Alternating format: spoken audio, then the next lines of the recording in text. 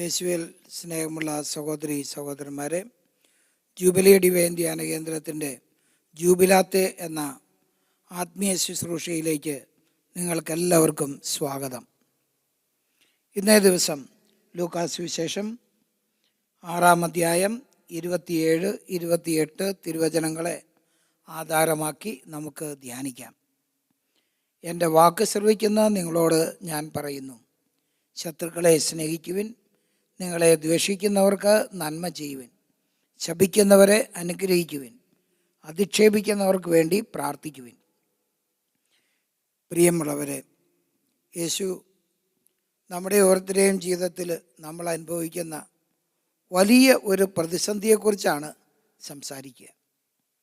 അത് എന്താണ് എന്ന് ചോദിച്ചാൽ, സാമ്പത്തിക പ്രതിസന്ധിയോ മറ്റേതെങ്കിലും പ്രതിസന്ധിയോ അല്ല നമ്മുടെ ജീവിതത്തിലെ ഏറ്റവും വലിയ പ്രതിസന്ധി. പിന്നെ എന്താണ്? നമ്മളെ വേദനിപ്പിക്കുകയും ദുഃഖിപ്പിക്കുകയും ചെയ്ത വ്യക്തികളെ അവരോട് ക്ഷമിക്കുക എന്നുള്ളതാണ് നമ്മുടെ ജീവിതത്തിലെ വലിയ ഒരു പ്രതിസന്ധി എന്ന് പറഞ്ഞത്. നമ്മൾ അനുഭവിക്കുന്ന വലിയൊരു ബുദ്ധിമുട്ടാണിത്. പലർക്കും അസാധ്യമെന്ന് തോന്നിയിട്ടുള്ള ഒരു കാര്യമാണ് വേദനിപ്പിച്ച മനുഷ്യരോട് ക്ഷമിക്കുക എന്നുള്ളത്. പ്രത്യേകിച്ച് നമ്മുടെ ജീവിതത്തിൽ നമ്മൾ ഒത്തിരിയേറെ സ്നേഹിക്കുകയും ബഹുമാനിക്കുകയും അനേകം നന്മ നമ്മൾ അവർക്ക് ചെയ്തു കൊടുക്കുകയും ചെയ്ത വ്യക്തികളാണ്.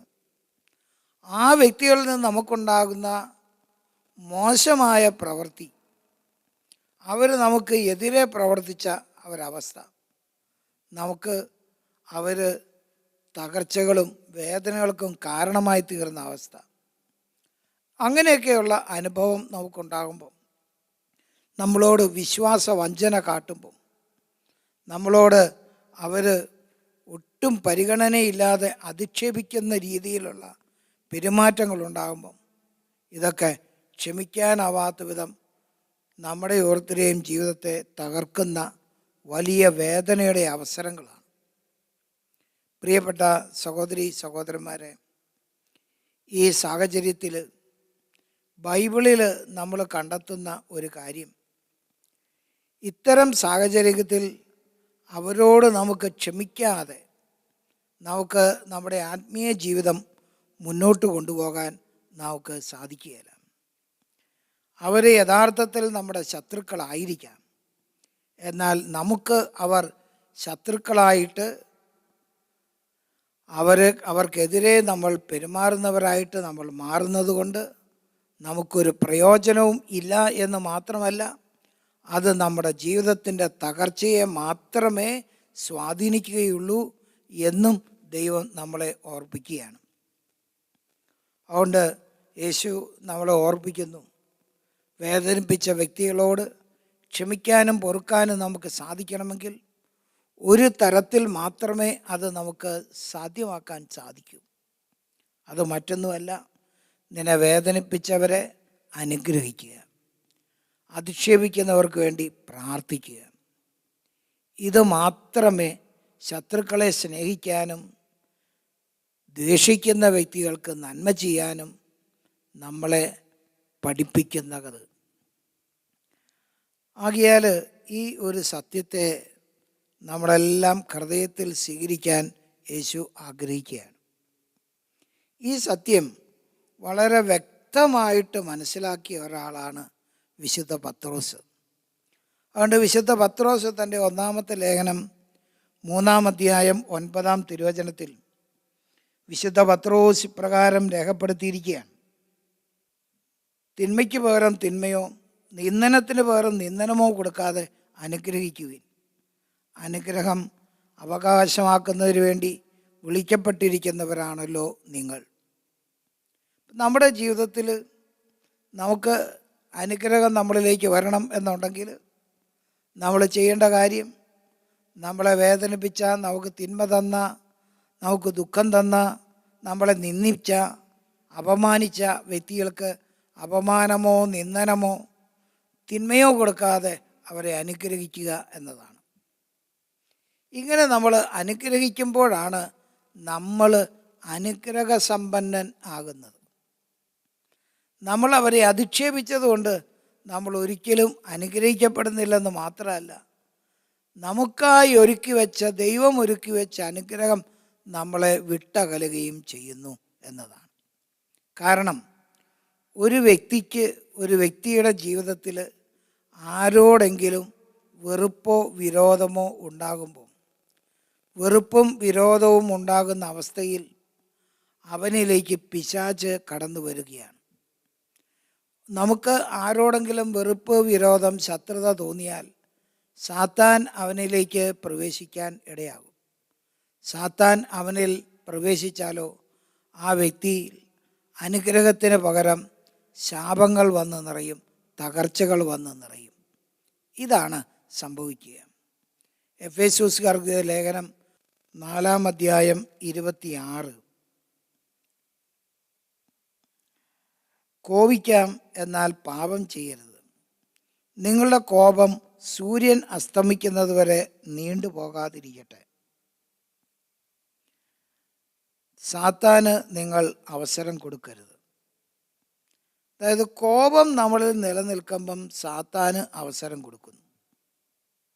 നിങ്ങളുടെ കോപത്തിൽ സൂര്യൻ അസ്തമിക്കുമ്പം സാത്താന് നിങ്ങൾ അവസരം കൊടുക്കുകയാണ്. ഇതാണ് പൗലോസ് അപ്പോസ്തലൻ ഓർപ്പിച്ച കാര്യം. അപ്പം അതുകൊണ്ട് വെറുപ്പ് നമ്മളിൽ പ്രവർത്തിക്കുമ്പം പിശാച് നമ്മളിൽ പ്രവർത്തിക്കാൻ തുടങ്ങും. പിശാചിൻ്റെ പ്രവർത്തനം നമ്മളിലുണ്ടെങ്കിൽ ദൈവകൃപ നമുക്ക് നഷ്ടപ്പെടും. എബ്രായ ലേഖനം 12:15 ഇപ്രകാരം നമ്മളെ ഓർപ്പിക്കുന്നു.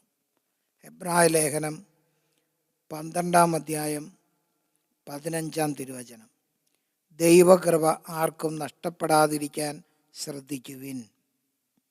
നിങ്ങളിൽ പലരും വിദ്വേഷത്തിൻ്റെ വേര് വളർന്ന് അശുദ്ധരായി തീർന്നിരിക്കുന്നു. വിദ്വേഷത്തിൻ്റെ വേര് നമ്മളിൽ വളരുമ്പം നമ്മൾ അശുദ്ധരായിട്ട് മാറുകയാണ്. അതുമൂലം ദൈവത്തിൻ്റെ കൃപ നമുക്ക് നഷ്ടപ്പെടുകയാണ്. ചെയ്യുന്ന പ്രവൃത്തി ഒന്നൊന്നായി പരാജയപ്പെടാൻ തുടങ്ങുക. സാമുവേലിൻ്റെ 1-ാമത്തെ പുസ്തകത്തിൽ 16-ാമത്തെ അധ്യായം നമ്മൾ വായിച്ചാൽ അവിടെ നമുക്ക് കണ്ടെത്താൻ പറ്റും, സാവൂൾ എന്ന രാജാവ്, സാവൂളിന് ദാവീദിനോട് അസൂയ തോന്നാൻ ഇടയായി. ദാവീദിനോട് അസൂയ തോന്നാൻ ഇടയായതിൻ്റെ കാരണം മറ്റൊന്നുമല്ല, ദാവീദ് ഗോലിയാത്തിനെ കൊന്നു. സാവൂളിനൊപ്പം രഥത്തിൽ യാത്ര ചെയ്ത് ഇസ്രായേലിലേക്ക് തിരിച്ചു വരുമ്പം ഇസ്രായേലിലെ സ്ത്രീ ജനങ്ങളും ആബാലവൃദ്ധം ജനങ്ങളും സാവൂളിനെയും ദാവീദിനെയും അവർ അഭിനന്ദിച്ചുകൊണ്ട് ഏറ്റുപാടി. സാവൂൾ 1000 കൊന്നു, ദാവീദ് 10,000 എന്ന്. അത് കേട്ടപ്പം സാവൂളിൻ്റെ ഉള്ളിൽ ഇങ്ങനെയൊരു തോന്നലുണ്ടായി, ഈ ചെറുക്കന് അവർ 10,000 എനിക്ക് 1000 മാത്രമല്ലേ തന്നുള്ളൂ. ഇനി അവന് എന്താണ് ലഭിക്കാനുള്ളത്? എൻ്റെ രാജ്യത്വം മാത്രമല്ലേ. അന്നു മുതൽ സാവൂളിൻ്റെ ഉള്ളിൽ ദാവീദിനെക്കുറിച്ച് അസൂയയും കോപവും ഉണർന്നു. തുടർന്ന് 16-ാമത്തെ അധ്യായത്തിൽ 14-ാമത്തെ വചനത്തിൽ ഇങ്ങനെ നമ്മൾ കാണുകയാണ്, കർത്താവിൻ്റെ ആത്മാവ് സാവൂളിനെ വിട്ടുപോയി. ദൈവത്തിൻ്റെ ആത്മാവ് അവനെ വിട്ടുപോയി. പിന്നെ ഒരു ദുരാത്മാവ് അവനെ പീഡിപ്പിച്ചു. ഈ ദുരാത്മാവ് അവനെ പീഡിപ്പിക്കാൻ തുടങ്ങിയപ്പോൾ തൊട്ട് വെറുപ്പ്, വിരോധം, അസൂയ, ഈ ചിന്ത സാവൂളിനെ പീഡിപ്പിക്കാൻ തുടങ്ങിയപ്പോൾ എന്താണ് സംഭവിക്കുക? സാവൂളിൻ്റെ പിന്നീടുള്ള എല്ലാ പ്രവൃത്തികളും പരാജയമായിട്ട് മാറാൻ തുടങ്ങി. സാവൂള് വെറുപ്പ് കൊണ്ട് നിറയുകയും വെറുപ്പ് അവനെ ദുരാത്മാവിൻ്റെ പീഡയിലേക്ക് നയിക്കുകയും അങ്ങനെ ആ പീഡയുടെ സമയത്ത് അവന് ഏക ആശ്വാസം ലഭിച്ചിരുന്നത് ദാവീദ് അവൻ്റെ അരികിൽ വന്ന് കിന്നരം വായിക്കുമ്പോഴാണ്. സങ്കീർത്തനങ്ങൾ ആലപിച്ചവൻ കിന്നരം വായിച്ചു കൊണ്ടിരുന്നപ്പോൾ സാവൂളിന് ആശ്വാസം കിട്ടിയിരുന്നു. ആ സമയത്ത് ദുരാത്മാവ് അകന്ന് നിന്നിരുന്നു. അതുകൊണ്ട് അവന് ആശ്വാസം കിട്ടിയിരുന്നു. എന്നാൽ പിന്നീടുള്ള ശൗലിൻ്റെ എല്ലാ പ്രയത്നങ്ങളും പരാജയപ്പെട്ട് ഏറ്റവും അവസാനം അവൻ്റെ രാജ്യത്വം പോലും അവന് നഷ്ടപ്പെട്ടു. ഇങ്ങനെ അതികഠിനമായ തകർച്ചയിലേക്ക് പോയ ശൗലിനെയാണ് നമ്മൾ കണ്ടുമുട്ടുക. ശൗല് ദാവീദിനെ കൊല്ലാൻ ശ്രമിക്കുമ്പോഴും അവനെതിരായി ഗൂഢാലോചനകൾ നടത്തുമ്പോഴും ശൗലിനെതിരായി ദാവീദ് ഒന്നും സംസാരിച്ചിരുന്നില്ല, ഒരിക്കൽ പോലും ചിന്തിച്ചിരുന്നില്ല. ശൗലിന് തന്നെ കൊല്ലാൻ അന്വേഷിച്ച് നടക്കുമ്പോഴും ശൗലിനെ കൊല്ലാൻ സാധിക്കുന്ന രീതിയിൽ അവൻ്റെ ആധീനത്തിന് കീഴിൽ ശൗലും അനുചരന്മാരും വന്നപ്പോൾ പോലും ദാവീദ് ശൗലിനെ കൊന്നില്ല. കാരണം അവൻ്റെ ഉള്ളിൽ ശൗലിനോട് യാതൊരു വെറുപ്പും ഉണ്ടായിരുന്നില്ല. അതുകൊണ്ട് ദാവീദിന് എപ്പോഴും ദൈവത്തിൻ്റെ സംരക്ഷണം ഉണ്ടായിരുന്നു. പ്രിയപ്പെട്ടവരെ, നമുക്കും നമ്മുടെ ജീവിതത്തിൽ ആരോടൊക്കെ വെറുപ്പുണ്ട്, വിരോധമുണ്ട്, ശത്രുതയുണ്ട്, അവരെയൊക്കെ അനുഗ്രഹിച്ച്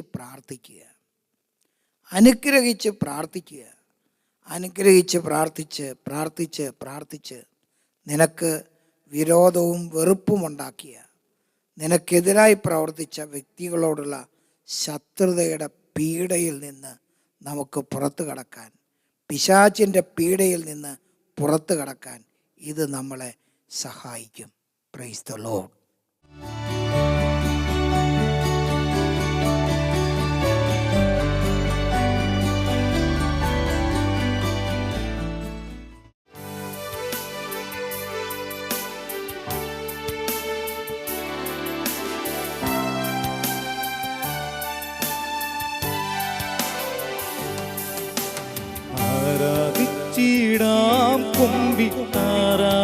ആരാധിച്ചിടാം, ആരാധിക്കുമ്പോൾ അപദാനം പാടിടാം. ആ പൂജിതമാ രക്ഷാനാമം വാഴ്ത്തിപ്പാടം. ആ പദമലരിൽ താണു വീണു വന്നിച്ചിട. ആത്മനാഥായ നിന്നിൽ ചേരണം, എൻ മനസ്സിൽ നീണാൽ വാഴണം.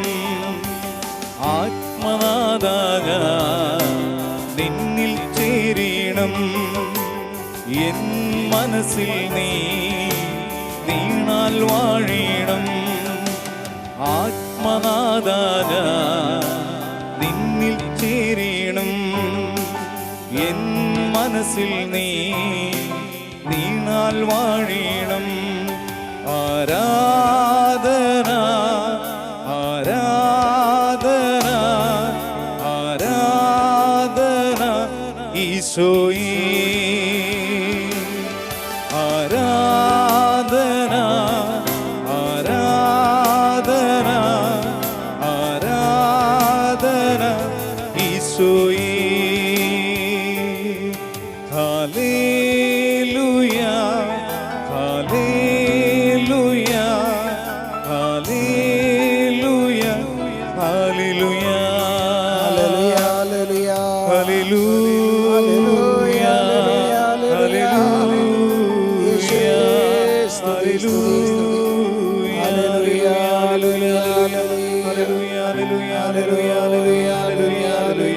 ഹല്ലേലൂയ ഹല്ലേലൂയ ഹല്ലേലൂയ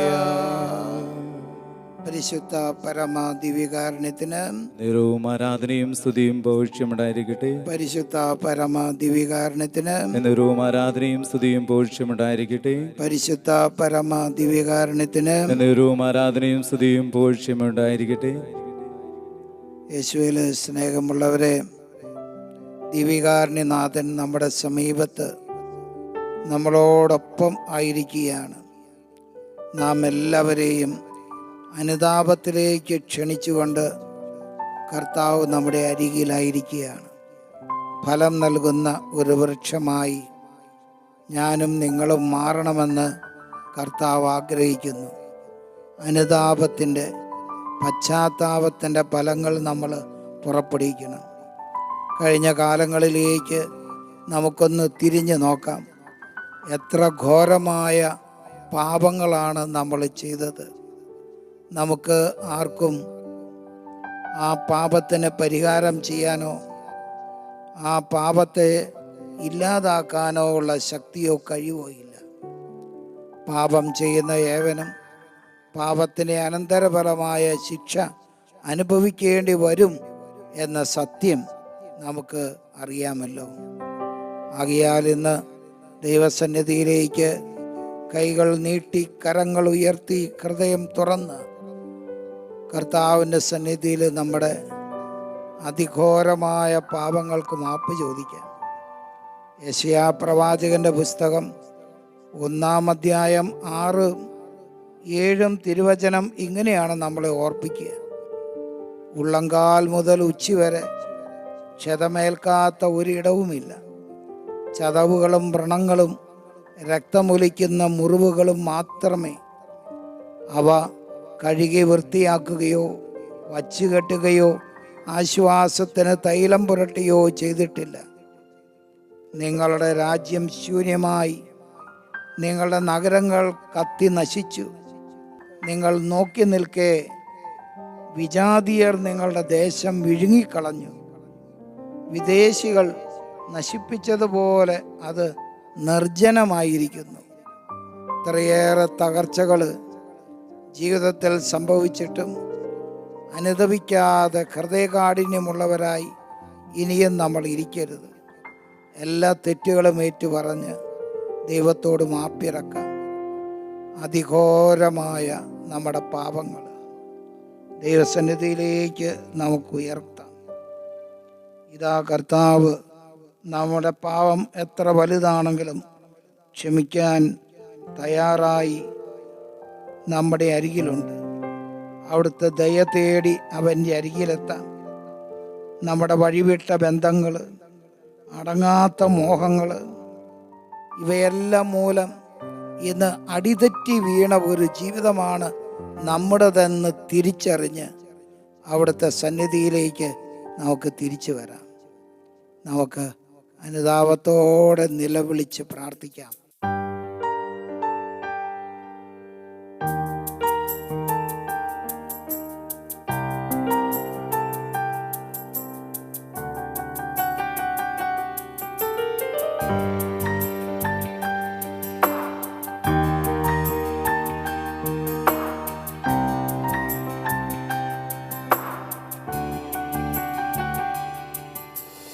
അതിഘോരമാ എൻ പാപജീവിതം, നിന്ദയ തേടും കരുണാമയ.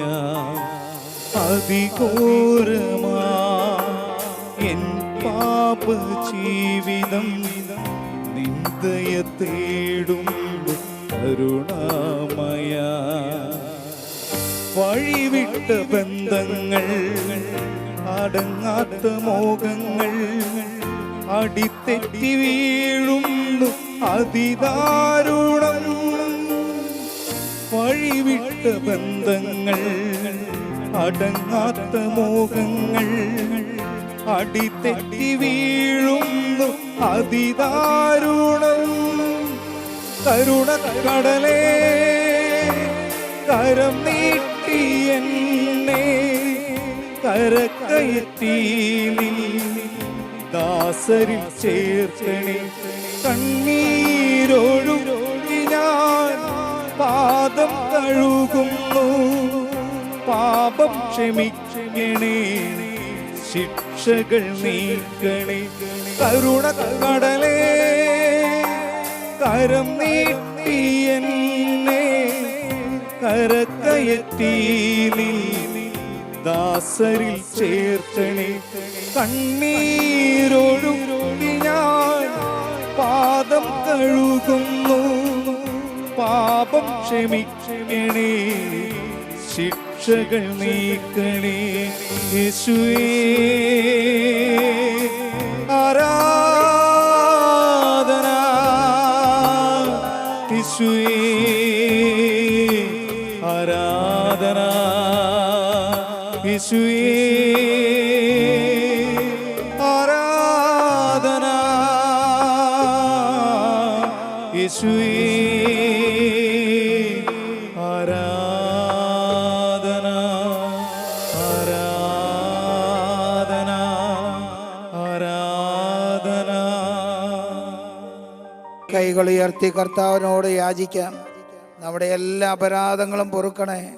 കർത്താവിൻ്റെ കൈകളിലേക്ക് നമ്മളെ തന്നെ സമർപ്പിച്ചുകൊണ്ട് ദൈവമേ കരുണക്കടലേ എന്ന് വിളിച്ച് നമ്മുടെ എല്ലാ പാപങ്ങളും ക്ഷമിക്കുന്ന കാരുണ്യവാനായ ദൈവത്തിൻ്റെ സന്നിധിയിലേക്ക് കൈകൾ ഉയർത്തി പ്രാർത്ഥിച്ചുകൊണ്ട് ഒരിക്കൽ കൂടെ നമുക്ക് യാചിക്കാം. കരുണക്കടലേ കരം നീട്ടി എന്നെ കരക്കയറ്റി നീ ദാസരിൽ ചേർക്കണേ. കണ്ണീരൊഴുക്കി ഞാൻ പാദം കഴുകുന്നു, പാപം ക്ഷമിക്കണേ, ശിക്ഷകൾ നീക്കണേ. ഈ പ്രാർത്ഥനയോടെ യേശുവിന്റെ ആശീർവാദം നമുക്ക് സ്വീകരിക്കാം. കരക്കയറ്റി നീ ദാസരിൽ ചേർക്കണേ. കണ്ണീരൊഴുക്കി ഞാൻ പാദം കഴുകുന്നു, പാപം ക്ഷമിക്കണേ, ശിക്ഷകൾ നീക്കണേ.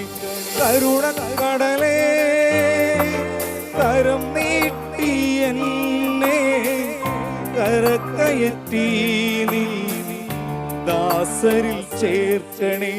കണ്ണീരൊഴുക്കി ഞാൻ പാദം കഴുകുന്നു, ശിക്ഷകൾ നീക്കണേ, പാപം ക്ഷമിക്കണേ. യേശുവേ ആരാധന, യേശുവേ ആരാധന.